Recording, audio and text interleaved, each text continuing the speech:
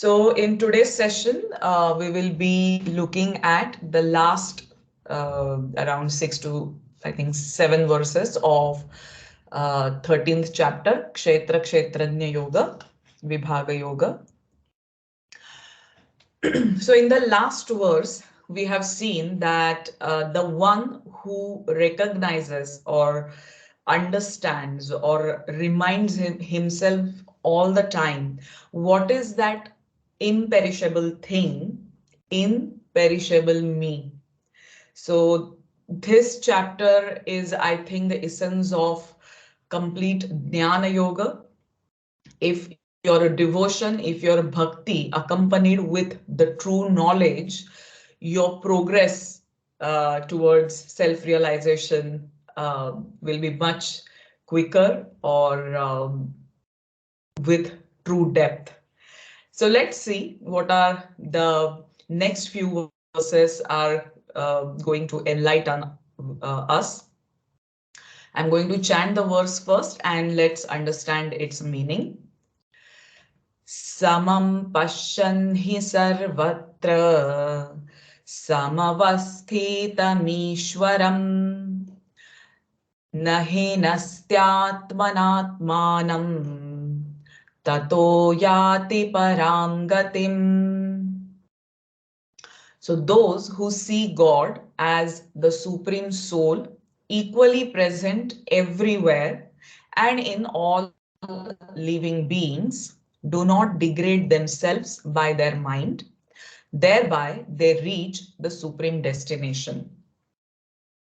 So, as the whole universe in me in different forms, as ocean recognizes all waves as itself, as clay recognizes all pots as itself. Samam Pashyanhi Sarvatra is a state reached by one. He recognizes his own self everywhere. So it is just another extension of me. Littleness of mind never comes to the realized soul. So as the ocean, you see infinite waves in the ocean, but these waves are not different from ocean. It is the part of ocean. It is ocean itself. But just due to our ignorance, we feel that sense of separateness. So those who learn to see God as the Supreme Soul present in all beings begin to live by this knowledge. They no longer seek personal gain and enjoyment in their relationships with others. They neither get attached to others for the good done by them, nor hate them for any harm caused by them. Rather, seeing everyone as a part of God, they maintain a healthy attitude of respect and service towards others. They naturally refrain from mistreating, cheating, or insulting others when they perceive in them the presence of God. Also, the humanly created distinctions of nationality, creed, caste, sex, status, and color all become irrelevant. Thus, they elevate their mind by seeing God in all living beings and finally reach the supreme goal. The next verse. Prakrityaiva cha karmani kriyamāṇāni sarvashah yapashyati tathatmānam akartaram sapashyati. They alone truly see, who understand that all actions of the body are performed by material nature, Prakriti, while the embodied soul actually does nothing. He is the akarta. So, Prakrityaiva cha karmani. Every action, every karma, may it be physical, mental, or intellectual, good, bad, or indifferent, it is the realm of Prakriti, of the material nature. So the inner uh, Paramatma or the soul has nothing to do with it. Yah pashyati, not sees but experiences. Here pashyati means not the literal meaning who sees, but who understands that, who experiences all actions around that actionless quiet center. If we can, in our whole life, if we can remain connected to this quiet center within us, which is our true nature, that akarta, that supreme soul, that Paramatma within us, and if we can differentiate whatever we are thinking, acting, uh, all the things are different from that quiet center, from that actionless center. What is happening is in the realm of Prakriti, and that is not me. So always this Kshetra Kṣhetrajña Viveka should remain active within us. So in material consciousness, the ego makes us identify with the body, and thus we attribute the actions of the body to the soul. So this is our ignorance. Whatever we do, we feel I am doing it. And think, yes, I am doing this, I am doing that. But the enlightened soul perceives that while eating, drinking, talking, walking, etc., while doing all the actions, he who sees, yah pashyati, he who realizes, he who understands, experiences, it is only the body that is acting, the Prakriti which is active. Yet it cannot shrug the responsibility of the actions performed by the body. Just as the president is responsible for the decision of the country to go to war, although he does not fight in it himself. Similarly, the soul is responsible for the actions of a living entity, because if that is not there, we cannot act, uh, even though they are performed by the body, mind, and intellect. So these are the external tools through which we are acting in the outside world. That is why a spiritual aspirant must keep both sides in mind. That is, who am I? That question we should always ask to ourselves whenever we go through any good or bad situation, or dealing with people, or just while doing any decision. Just have this both sides active, alive within us.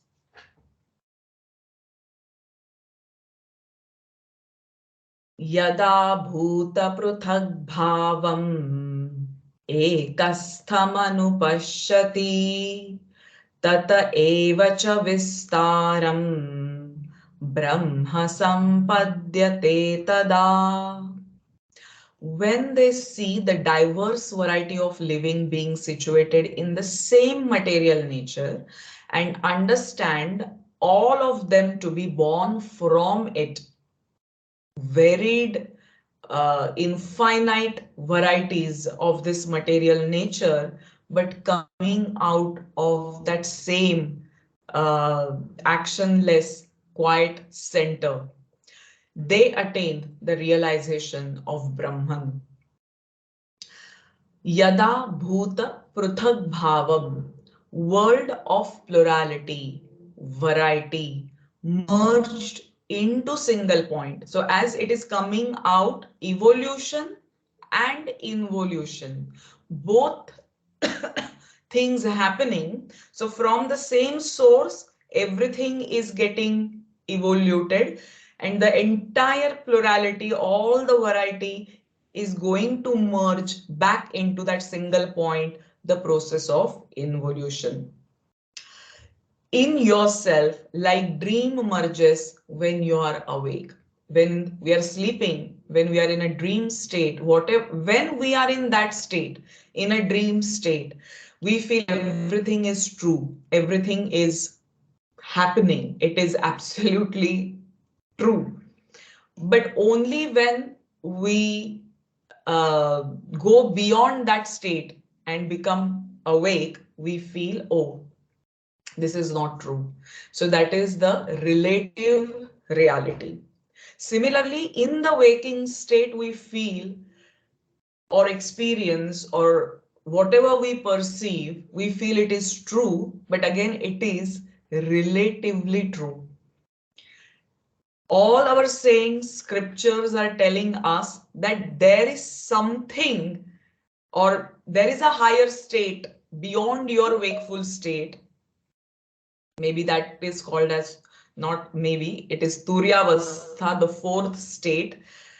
Those are the blissful souls, the fortunate souls who actually experience it, those who get succeed in going beyond this wakeful state to something higher state of consciousness. When we go to that state, then only we can say all this is in the wakeful state was not true, but not now. Because as we term the word Maya, yes, when you see a tree, yes, it is there. When you see a car, yes, it is there. But you have to uplift your consciousness to the next level to experience, to understand that this is also Maya. But at this stage, this is the reality for us. But that is not the ultimate thing. And that, again, we need to keep in our mind and progress our journey to uplift our consciousness to the next level. The ocean modifies itself in many forms, such as the wave, froth, tide, ripples, etc. One who is shown all these individually for the first time may conclude that they are all different. Wave is different, ripple is different, tides are different. But one who has knowledge of the ocean sees the inherent unity in all the variety, in all the plurality. Similarly, there are numerous forms of life in existence, from the tiniest amoeba to the most powerful celestial gods. All of them are rooted in the same reality, the soul. So what is to be understood is the Kshetra, is the soul, is the Paramatma, which is the part of God, seated in a body which is made from the material energy. So again, Kshetra Kṣhetrajña. What is Kshetrajna? What all things come into the realm of Kshetrajna, and what all things come into the realm of Kshetra that we need to constantly distinguish. Anaditva nirgunatvat paramatmayamavyayaha sharirasthopi kaunteya na karoti na lipyate. The Supreme Soul is imperishable, without beginning and devoid of any material qualities. O son of Kunti, although situated within the body, it neither acts nor is it tainted by material energy. Hence, it is having no qualities, as all the things which come into Kshetra, they have what qualities? Uh, they are born out of something. They have sattva, raja, tamas gunas. But this soul is gunatita, is beyond the gunas, beyond the qualities. The soul experiences sleep, waking, tiredness, refreshment, etc. due to the ego that makes it identify with the body. We are so much entangled into this Prakriti that we feel I am tired, I am sleepy, I am angry. One may ask why changes in the body in which it resides do not taint the soul. Shri Krishna explains it with the example of space. It holds everything but remains unaffected because it is subtler than the gross object it holds. Similarly, the soul is the subtler energy or the subtlest energy. It retains its divinity even while it identifies with material body. So we need to understand why it is so difficult to understand, to experience this soul within us, because it is the most subtle form. Our body, we can experience it easily because it is very gross, it is jada, and hence our Prithvi, as we say, there are Pancha Mahabhutas, 5 elements. So Prithvi is the grossest, and hence we can see it, feel it, experience it. Then subtler than Prithvi is the fire, then water, then wind, and even the subtle among all these 5 elements is the space. Can you see space? Can you touch space? Can you smell space? No. But space can hold entire universe or everything within us, but we cannot understand it. Where is the space? It is everywhere. Similarly, soul is everywhere. Like space, soul is also the subtlest, and hence it is very, very difficult to perceive or understand or experience, and hence we need sadhana, hence the importance of sadhana. In the next verse, Shri Krishna is giving that example or elaborating that example. Yatha sarvagatam saukshmyat akasham nopalipyate sarvatravasthito dehe tathatmanopalipyate. Space holds everything within it, but being subtle does not get contaminated by what it holds. Similarly, though its consciousness pervades the body, the soul is not affected by the attributes or the actions of the body. Akasha, avakasha. Akasha word comes from avakasha. And what is avakasha? Which accommodates, which holds. It accommodates dirt, garbage, as well as divine objects. So space doesn't differentiate that I want only good things and I don't want to accommodate bad things. It accommodates everything. It doesn't become dirty or pure due to either things. It is unaffected. Why? Because gross things can't affect the subtle one. Krishna is giving a very beautiful example in this verse. I think if we can meditate, contemplate on this verse, this is one of the most important verse from this chapter. He's giving example of space. We can understand this, and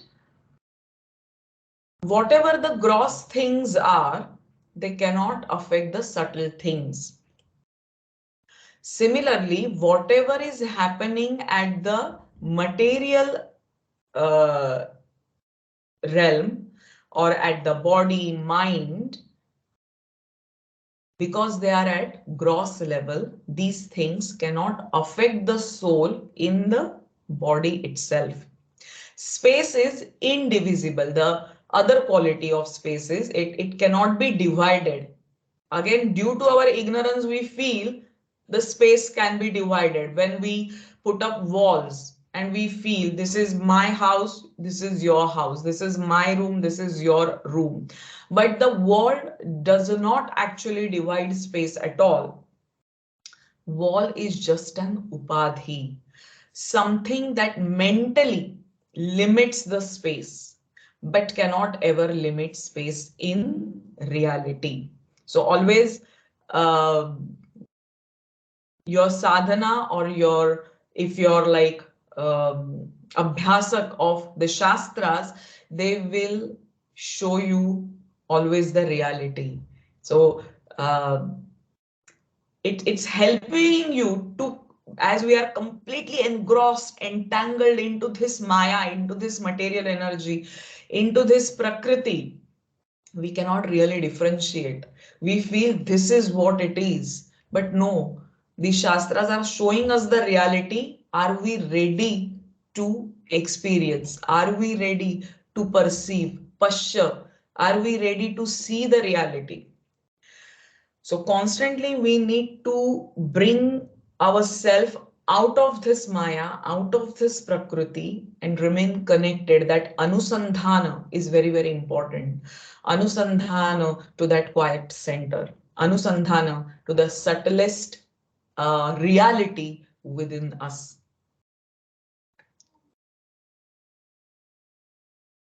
Shri Krishna says that the self is even subtler than space. Can you imagine? Like space is as though divided into rooms, the self is one that appears as though residing differently in different bodies. That soul cannot be divided, similar to space. Whatever soul exists in me is the same as what is exists in you. But because there are two different bodies, because there are two different rooms, we feel this space is different and that space is different. This soul is different and that soul is different. Like space never gets tainted by whatever is thrown at it. The self never gets impacted by the results, reactions, experiences, and consequences of any action. All actions and reactions stay in the realm of Prakriti. Shri Krishna says that once we know that the self in us, the I in us, is totally unaffected by any reaction or experience of the world, we will gain the highest and utmost level of independence, which is nothing else than moksha or liberation. That which is truth, that absolute truth within me is unaffected. It is beginningless. It is eternal. It is imperishable. And that is me. I am not body. I am not mind. What am I? If I understand that, it will give us tremendous independence, and that is nothing but the liberation from all that, maybe you can say the ignorance or the bondage or the maya.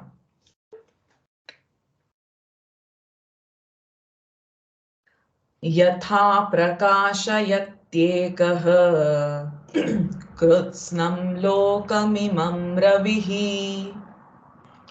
क्षेत्रं क्षेत्री तथा कृत्स्नं prakashayati bharata. Another beautiful example Shri Krishna is giving in this verse. Verse number 13.33 and 34. We need to always remember throughout our life. By heart these verses and contemplate, meditate on these verses. Just as one sun illumines the entire solar system, so does the individual soul illumine the entire body with consciousness. Here, a beautiful example given in Shvetashvatara Upanishad. It says, बालाग्र शत भागस्य शतधा कल्पितस्य च भागो जीवः सविज्ञेयः स चानन्याय kalpate. The meaning of this mantra from this Upanishad is the individual soul is as subtle as a hair point. Can you imagine that? How subtle, how minute is the individual soul is the hair point divided and subdivided hundreds of times.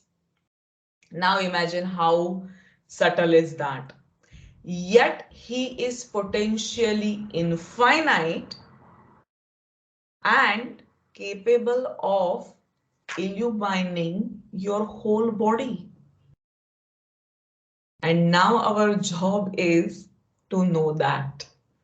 What is that tiniest thing which can be divided, subdivided so many times, and still it is conscious, potent. So if we divide the tip of a hair into 100 parts and then divide each part into further 100 parts, we will get the size of the soul. These souls are innumerable in number. This is a manner of expressing the minuteness of the soul. How can such an infinitesimal soul energize the body, which is huge in comparison? The body is so huge in comparison to that tiniest soul within us. Shri Krishna explains this with the analogy of the sun. So if you imagine the entire Brahmanda, sun is very little. Although situated in one place, the sun illumines the entire solar system with its light. Likewise, the Brahma Sutra states, Gunatva Lokavata. Owing to its quality, intelligence, as in the world, the soul, although seated in the heart, spreads its consciousness, its energy throughout the field of the body. So we need to contemplate on this verse. We need to understand it is so subtle, minute, tiniest thing within us. But if that is not there, this body is jada. It will fall apart, will go back into Pancha Mahabhutas. And throughout our lives, we are giving importance to something else and not this real thing. So we are living in a complete state of ignorance. So we need to shift our awareness, which is constantly there in the Kshetra part, and we should divert it towards the Kshetrajna. The last verse of the chapter, Kshetra Kṣhetrajña Vibhāg Antaram Jnana Chakshusha Bhuta Prakriti Mokshancha Ye Viduryanti Te Param.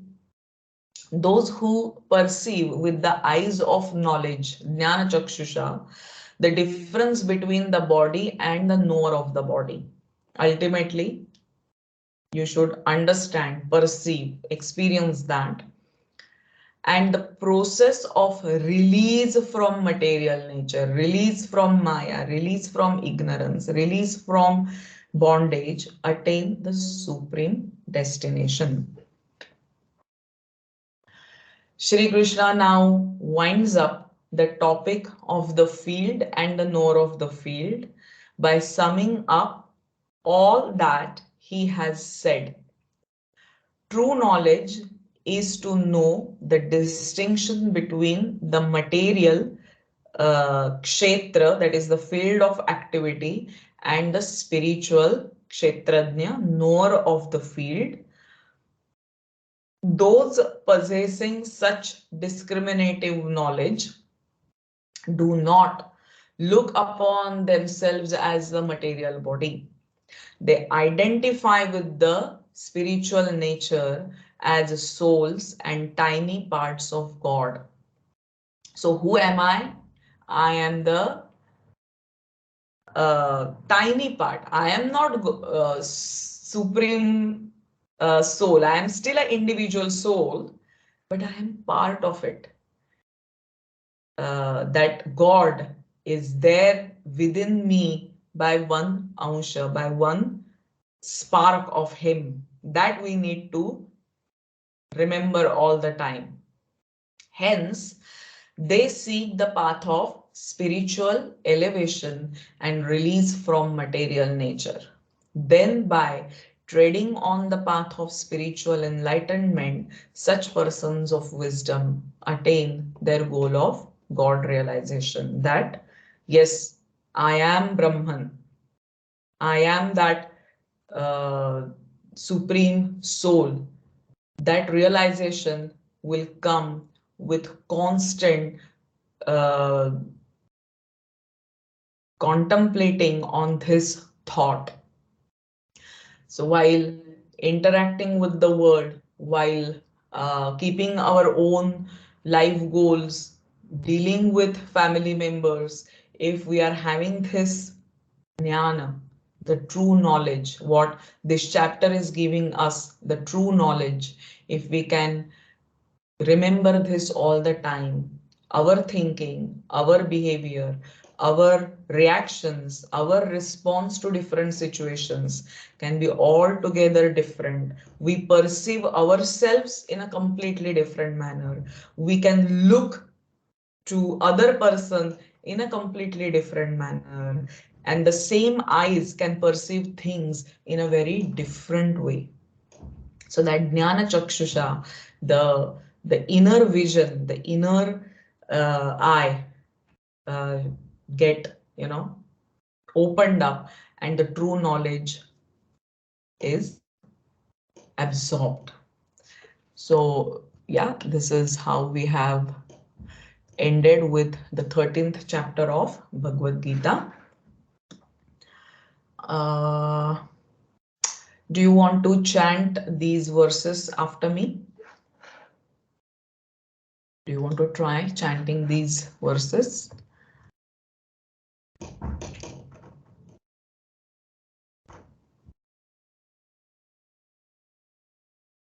Let me know.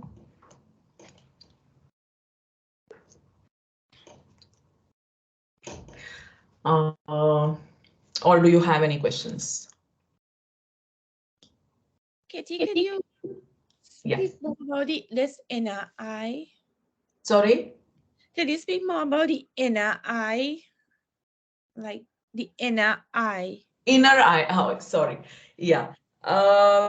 See, when we have got the gross eyes through which we perceive the world, we, in fact, most of the information, 90% of the information from the external world, uh, we perceive through these eyes. But the inner vision, as Shankara has got the third eye, and we say that when his third eye opens up, he's going to do something. Huh? But it is Jnana Chakshu. So Jnana Chakshu within us, when we understand this true knowledge, what is the reality, your inner vision starts awakening. And that's why I said the inner eye. Am I clear, Penny? Yes, thank you. Okay. Anything else?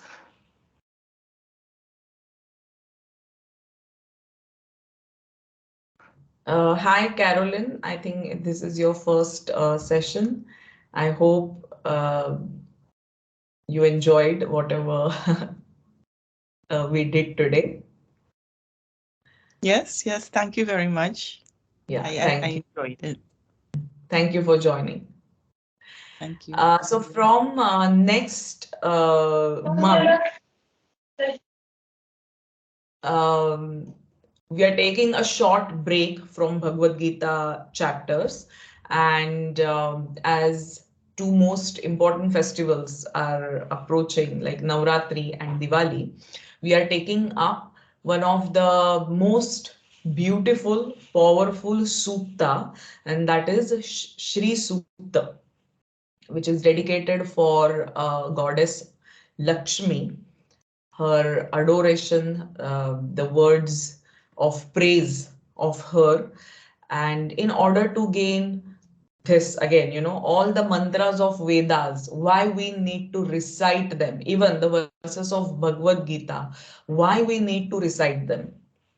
The constant recitation, the constant chanting, may it be of mantras, shlokas, prayers, whatever it is, it will transform us every day.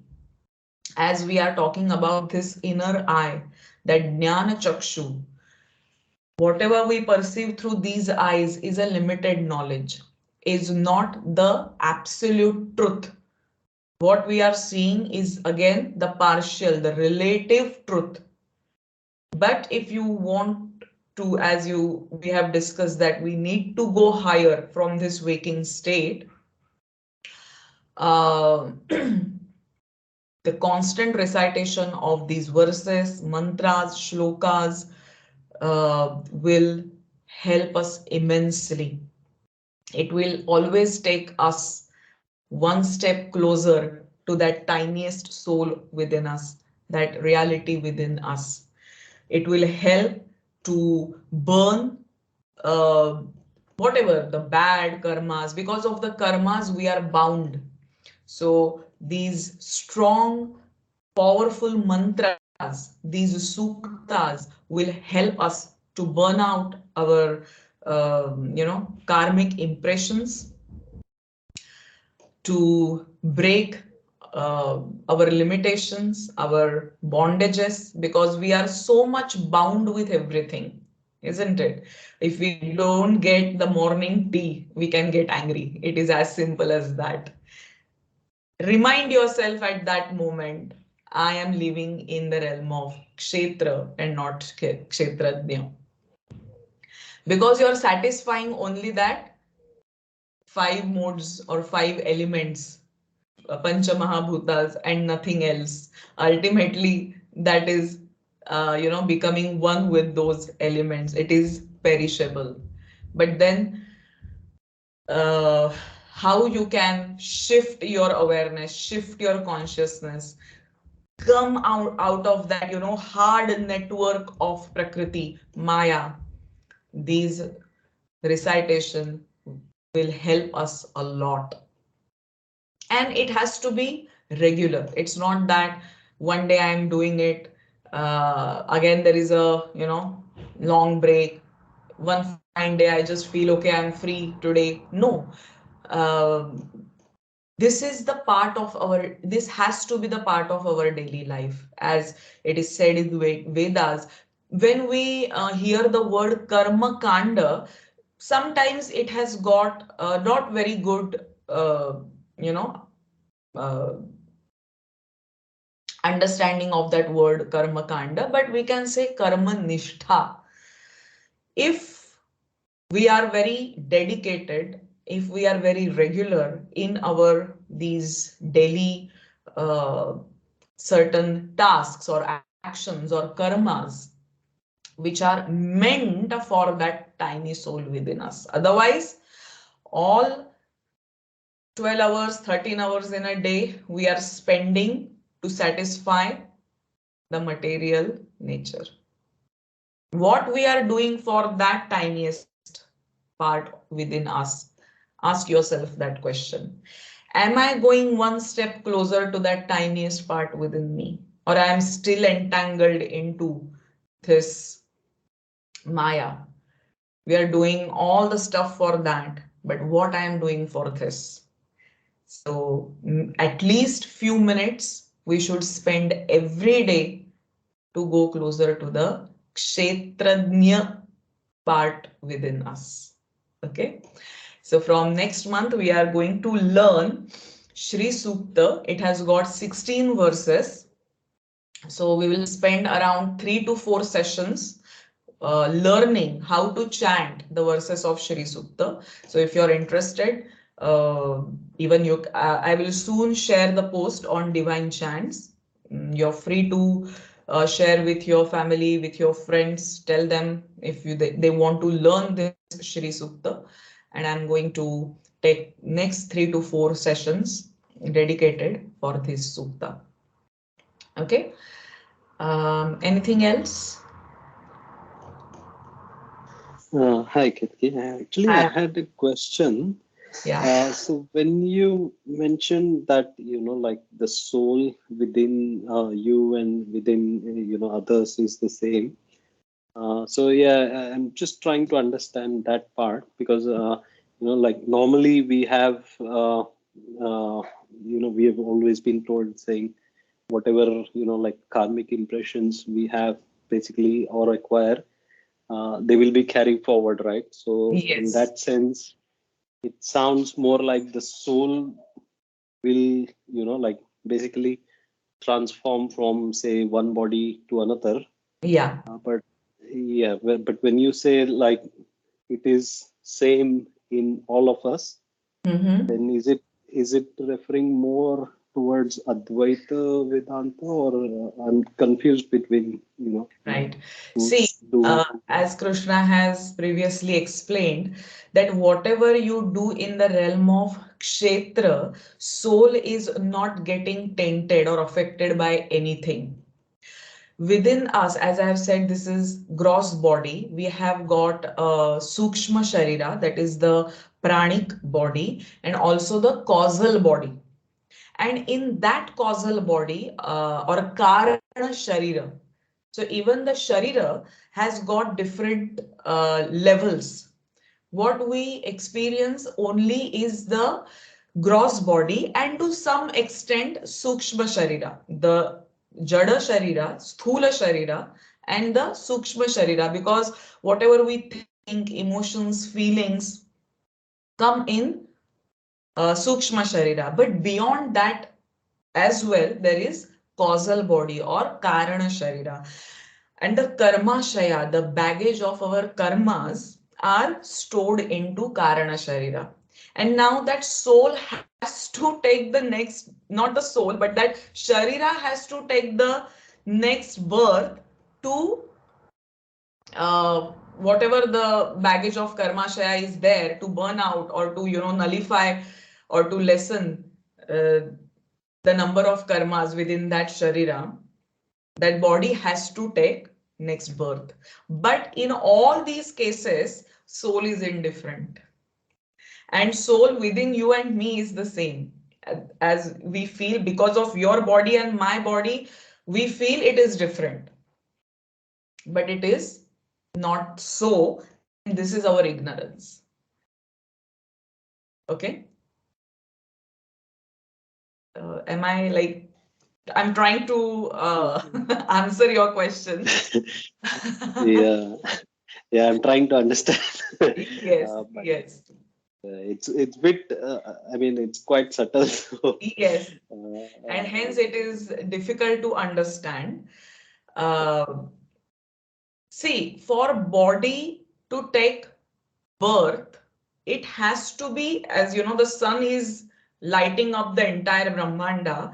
In order to give birth or to like, see, when that bulb can light up, if that basic principle is there, the electricity is there, correct? So the electricity in a bulb or a tube light or a lamp, table lamp, or in TV or in computer, it is the same. It is not different, but it is manifesting in different forms.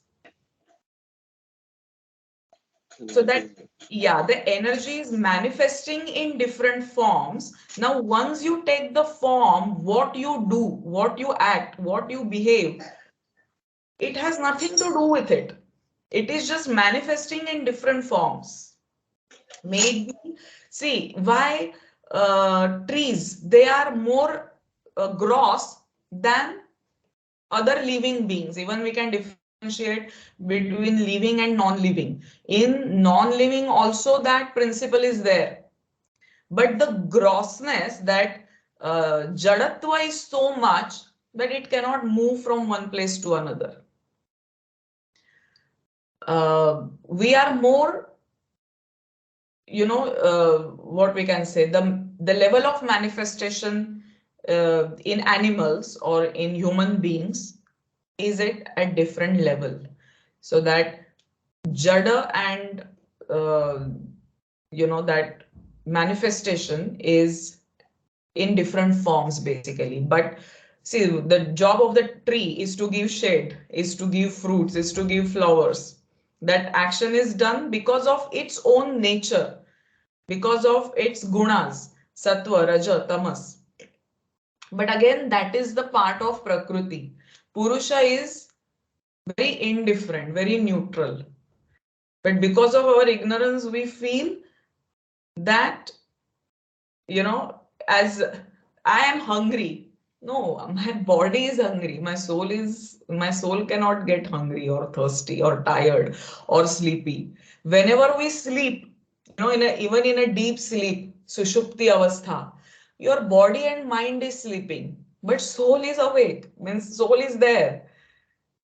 Why you say that, oh, what a beautiful, great, good sleep I had. Why that experience you get? Even your body and mind is sleeping at that time. Because soul is there. That tiniest part was constantly illumining, energizing your body. And that's why you get that experience. Absence of soul means nothing, gone, means we cannot get any experience. So it's a complex thing to understand, but yeah, definitely our study of scriptures, start reading Upanishads, even study Bhagavad Gita, it will start making more clear to us, and hence that inner eye should start opening. One's constant study and constant recitation of our scriptures is very, very important. Any doubts, Amaya? Still you have any questions? No, yeah, I think it's still hard to comprehend, but yeah, probably long way to go. But yeah, at least yeah, few things are clear. Thanks. Yeah, we have to only remember that soul is not getting affected by any of the karmas, any of the actions, because whatever is happening, all the actions are happening in the realm of Prakriti. And Kshetrajna is different from whatever we are doing. So the karmas or the effects of karmas are not going to affect him, because it is that soul is a karta. What Krishna has said, he is the akarta. And the beauty of karma yoga is that if your anusandhana to this akarta, if it is constantly there, whenever we do any good thing, how proud we are and tell everyone, I did that, I did that. That means what? You are the doer. And then the results or the fruits of action are bound to me. But if I am connected the akarta, the non-doer within me, then the results of karmas, results of my actions are not going to limit me or bind me. That is the realization. You're getting that point, what I'm trying to explain you? Yeah. To some extent. The essence of karma yoga is that while doing every action, action in inaction. That is the key of karma yoga. I am doing everything in the external world, but internally, my, uh, understanding, my attitude towards each action is that I am not doing this. The God within me is doing this. So you become the non-doer. You become the non-enjoyer. And then the baggage of your karmashaya, the karmas, the they don't become binding to us. And if that becomes less, you become free of all the karmas, free of all vasanas, then you become in reality, in real sense, free.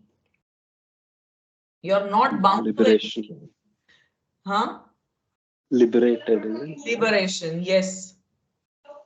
Then you don't have to take another birth. But still, you have vasanas, you have passions. If your rajas in you is active, you are going to have passions.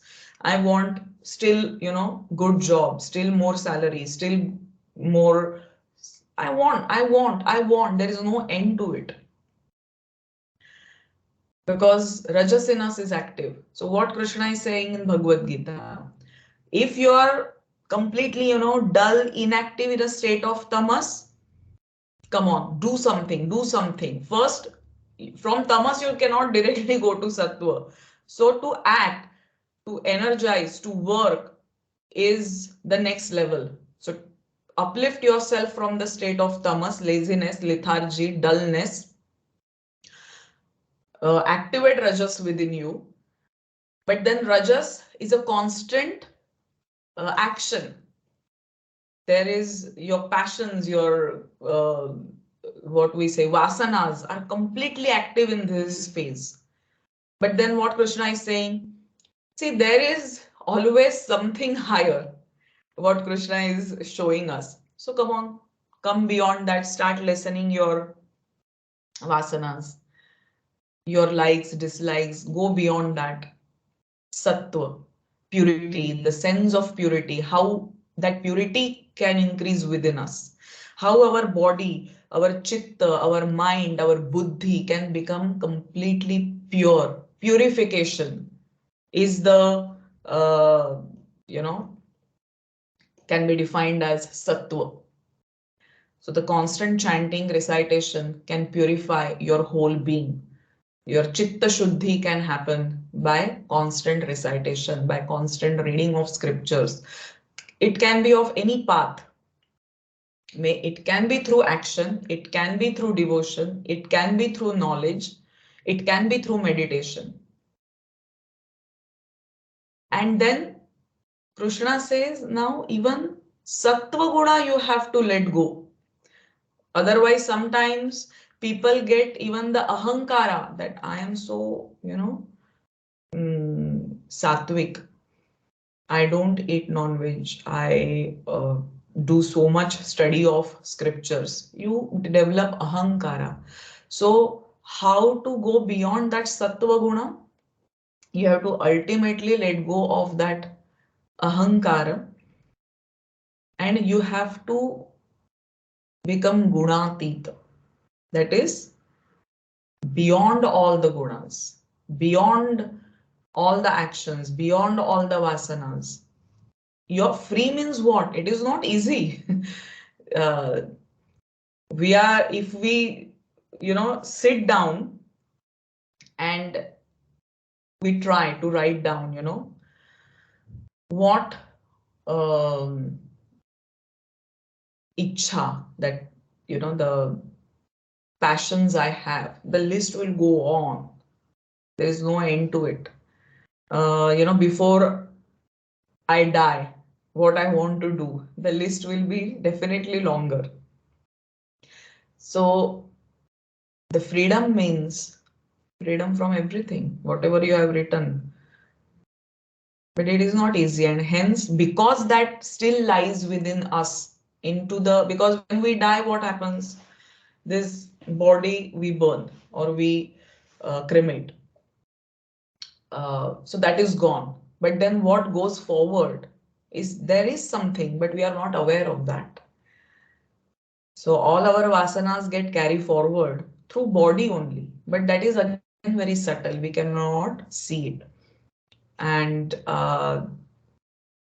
yeah, and hence we need the study of the scriptures, which are, there is everything in it. Only we need to study and understand and constantly remain connected with that thought. Otherwise, yeah, we'll live for some few years and again we'll take another form.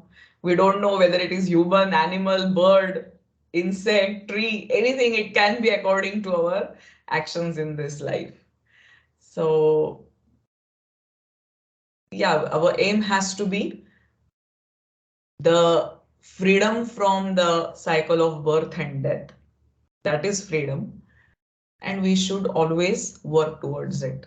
And hence we need to spend or we need to stick to our sadhana. That is the importance of sadhana. Why? If you're a sadhak, who is a sadhak?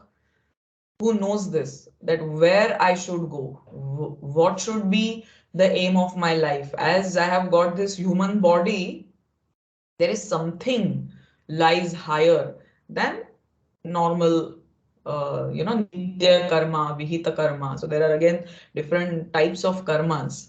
So we need to balance out everything. So because nowadays the approach is very materialistic. If you are rich, you're a very good person, isn't it? But we need to develop these virtues. In 13th chapter, we have seen what Krishna has said, what type of virtues we need to develop within ourselves to deepen our sadhana, to progress our journey towards freedom. So I can go on and on. Let me know when you want to stop. We can, uh, yeah. No, it's very interesting. I've just muted because there's a lot of background noise here. No worries. Yeah. But anyways, thank you for joining the session. I hope uh, it's a free platform basically to everyone. We should come together, discuss on these things, the principles versus what our scriptures are showing us. And we should be regular with our practice sadhana and be hopeful that yes, somewhere we'll reach from what we were, isn't it? Yeah. So just one last question. So you mentioned the types of shariras, right? Like the Huh. jada, I think that is the like bones and the flesh and Yeah, the muscles and Sthula those. Sharira, And then so Sukshma stool Sharira. is it? Yeah. Huh. So stool is it like mind and No, uh, Sthula Sharira means your body, okay. your flesh, your blood, bones, Hmm. everything.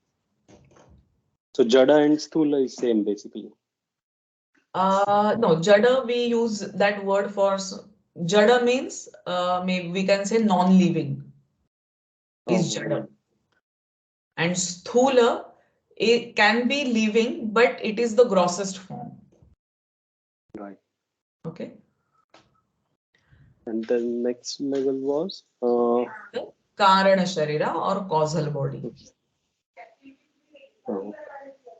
Yeah. So the mind and ego that comes in which Mind will come into your Sukshma Sharira. oh, Yeah. and the soul is beyond all these three. Huh. Soul is beyond Yeah. everything. See, Taittiriya Upanishad explains five koshas, pancha koshas. Have you heard about that? Yeah, 5 layers or Existence. uh, Pancha kosha viveka, as this 13th chapter, what we are seeing, Kshetra Kṣhetrajña Vibhāg. Kshetra Kṣhetrajña Vibhāg, you need to separate out what is Kshetra, what is Kshetrajna. Similarly, Panchakosha Viveka. Our human existence is at 5 levels. Annamaya Kosha, Pranamaya Kosha, Manomaya Kosha, Vijnanamaya Kosha and Anandamaya Kosha. So this Annamaya Kosha, you can say it is Sthula Sharira. The Pranamaya Kosha is the Sukshma Sharira and even Manomaya Kosha. Vijnanamaya Kosha and Anandamaya. So in between that, your buddhi, your intellect, that is your viveka, what is nitya and what is anitya, what is sat, what is asat. This differentiating power is only given to human beings. So this Vijnanamaya Kosha to some extent represents the causal body, Karana Sharira, where all our karmic impressions, our samskaras are stored. Anandamaya Kosha is that tiniest soul within us. Okay, so this Panchakosha Viveka, you can also study about it. You will get better idea. Sure. Yeah. Yeah. Great. All right. Thank you so much. Yeah, thank you. All right, so here we'll end, and soon I will send the details on the group about the Shri Sukta chanting, and I hope to see you all next month. You all take care. Have a good weekend. Bye bye. Thank you, Katie. Thank you. Bye bye. Thank you. Thank you. Thank you.